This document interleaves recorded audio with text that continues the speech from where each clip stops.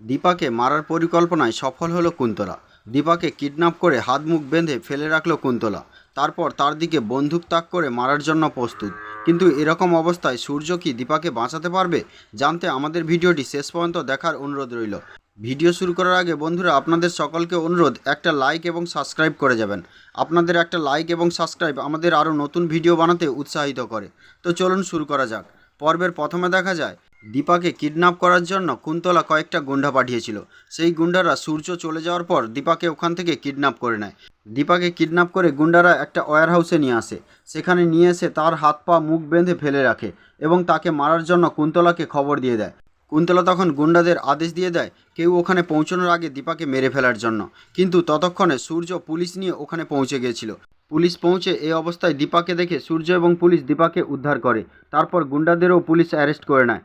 এরপর দীপার কথায় পুলিশ গুন্ডাদের জিজ্ঞাসাবাদ শুরু করে, কিন্তু পুলিশের সামনে গুন্ডারা কোনো মতেই মুখ খুলতে চায় না। জিজ্ঞাসাবাদের সময় এক সময় গুন্ডারা সুযোগ পেয়ে পুলিশকে ধাক্কা মেরে ওখান থেকে পালিয়ে যায়। তখন পুলিশ দীপাকে জিজ্ঞাসা করে, ম্যাম আপনার কি কাউকে সন্দেহ হয়? তখন দীপা বলে, হ্যাঁ আমার একজনকে সন্দেহ হয়, তিনি হলেন কুন্তলা। তখন পুলিশ বলে, কিন্তু ম্যাম ওনার বিরুদ্ধে তো আমাদের কাছে কোনো প্রমাণ নেই, সেজন্য আমরা ওনাকে এখন অ্যারেস্ট করতে পারবো না। তখন দীপা বলে, ঠিক আছে, আমাকে আপনারা 3 দিন সময় দিন, 3 দিনের মধ্যে আমি প্রমাণ করে দেবো এইসবের পিছনে কুন্তলা আছে। তো বন্ধুরা, আজকের পর্ব এই পর্যন্ত। আবার দেখা হবে পরবর্তী পর্বে।